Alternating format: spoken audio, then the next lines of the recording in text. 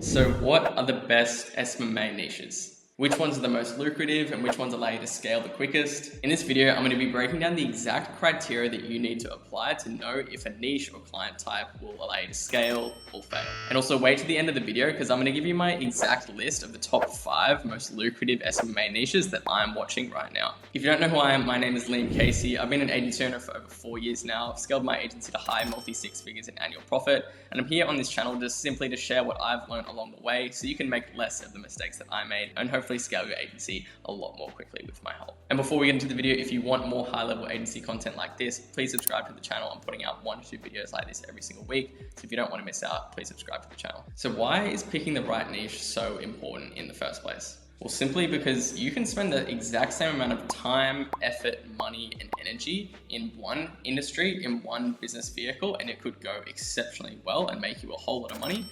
Or you could spend the exact same amount of time, energy, money, and effort in a completely different business vehicle in a completely different industry, and it could go horribly and you could waste a lot of time and money. And so simply, you could have very good business skills, you could have a great offer, but if you're applying that to the wrong business vehicle and the wrong industry, then the odds are stacked against you. And so you want to be spending your time on a business vehicle and in an industry where the odds are stacked in your favor so that your results and your effort is going to be compounded and rewarded by the market just based purely on the market that you're selecting to go after and choosing. For example, when you look at, when we're in a crypto bull run, just about anyone can start a shitty crypto project and they can make a whole lot of money by having a really poor execution of a company just because the general industry, being crypto, is growing extremely rapidly. Whereas if you started a printing company right now for newspapers, I don't think you'd be doing so well. However, in the 40s and the 50s, where printing and newspapers was absolutely popping off, then you'd be making a whole lot of money. This is why the business vehicle and the industry is so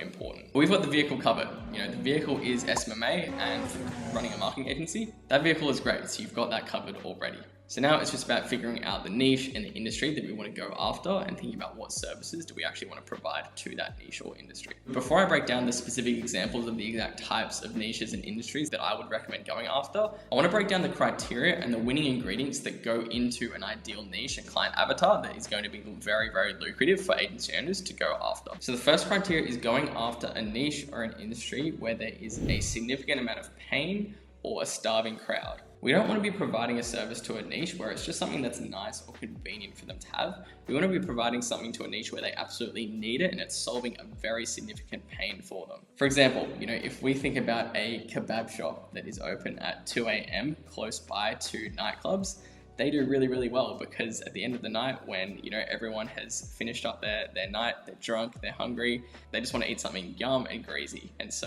kebab shops do really well at that time of night. And so we want to be positioning ourselves accordingly so that we're taking advantage of a core pain in the same way that restaurant can take advantage of a starving crowd. The great thing about our business model is that at its core, we are selling client acquisition.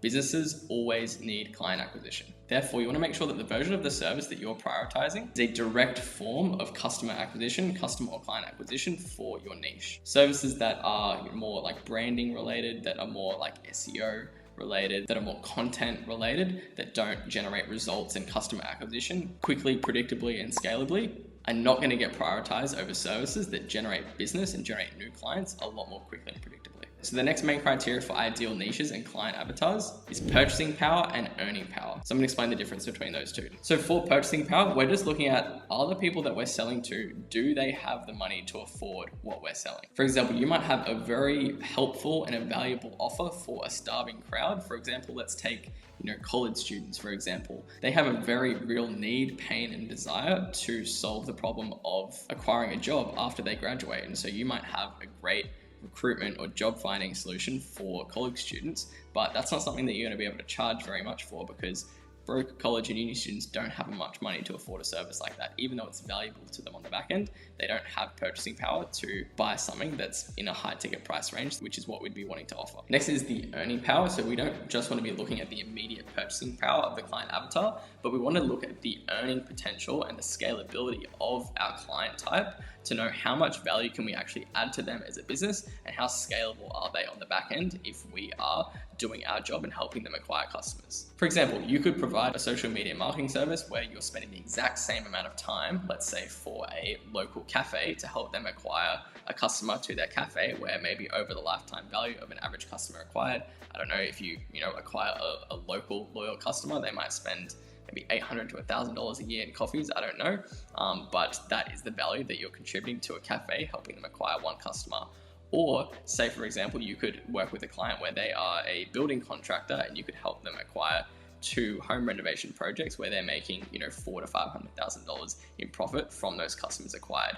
Whereas, for both of those clients, you would have a very similar cost to acquire a customer, similar effort to acquire a customer, similar effort and time in terms of the actual implementation of your fulfillment. But for the same time spent, we are outputting a significantly higher amount of value, and therefore we can charge significantly more for a client type where we're outputting a significant amount of value. So that's one thing that I'm always looking for, is how much value can we add to the client that we're working with.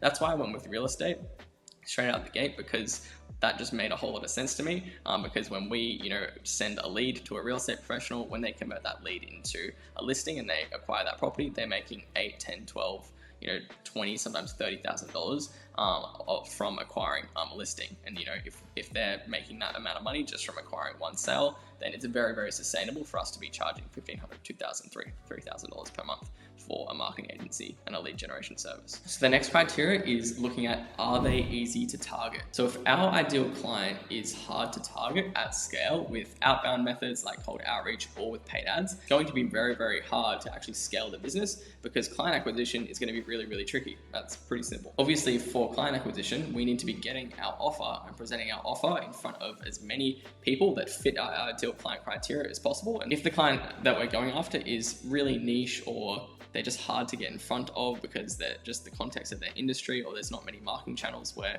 it's easy to get in front of them, then it's going to be hard to scale client acquisition and therefore hard to scale the business as a whole. So we want to be looking for channels where it's easy to reach out to them on, like cold email, like Facebook groups, like Instagram theme pages that a lot of, for example, with real estate, because that's what I'm in, there's a lot of real estate theme pages, or influencers and authorities in the space that lots of real estate professionals will follow. And you can find those same things across multiple niches. Facebook groups for chiropractors, Facebook groups for dentists, Facebook groups for all these different niches, networking groups, or other groups that other marketers have created.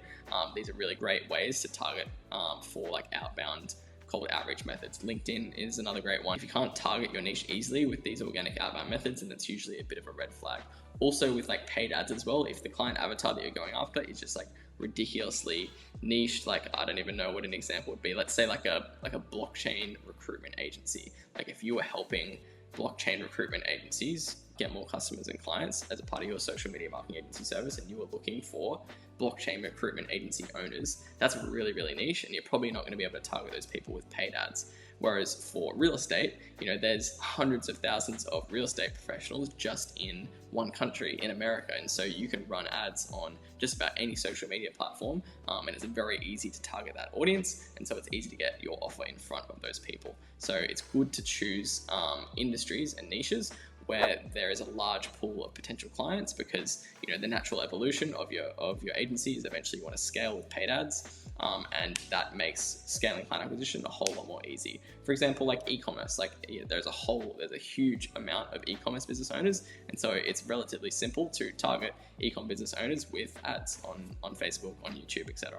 So the last criteria is that you need a growing market. This is looking at the industry level, so you need a growing market for the industry of the client that you're going after, but also the service that you're selling. For example, over the past 2 years, TikTok has grown massively. And obviously when a new social media platform arises, then it's a huge opportunity for business owners to be able to market and advertise on that new platform, because that's where a lot of the attention has flowed.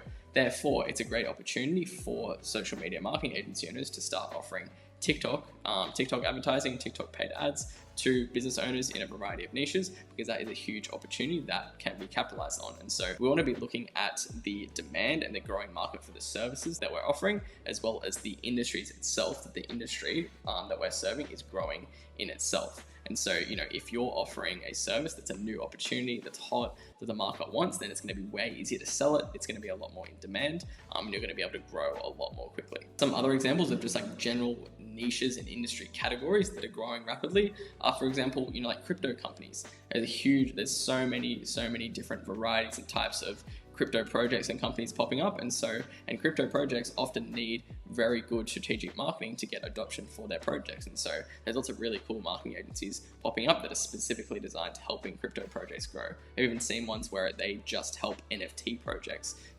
execute on an effective launch for their NFT project. That's a very niche specific marketing agency. And when you're early to these opportunities as well, where they're rapidly growing industries, you don't have much competition.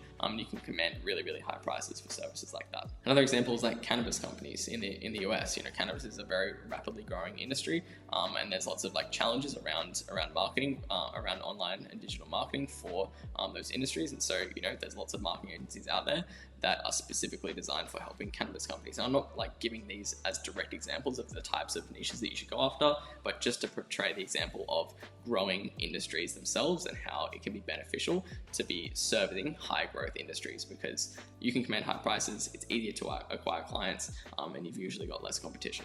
Another example for different services that are going to be growing in demand is like YouTube ads. Facebook and Instagram ads are definitely declining their effectiveness, and YouTube ads is something that a lot more people are looking to adopt because they're working really well right now in a variety of niches. And so same with like how TikTok ads is more of a trend for agency owners to start selling. YouTube ads might be a new wave of a trend where social media marketing agencies start prioritizing offering YouTube ad services. Who knows? So those are the 4 criteria that you need to apply to assess if the niche that you're going after is going to be a lucrative niche or not. So just to recap that, we've got that the niche is in pain, that it's a starving crowd, that they have purchasing power and earning power, that they have a high earning potential and scalability on the back end. Are they easy to target? And is the market growing in terms of the niches industry and for the service that you're providing? Cool, so here is a list of the top 5 niches that I am looking at and that I think are the most beneficial, the most lucrative niches right now that are also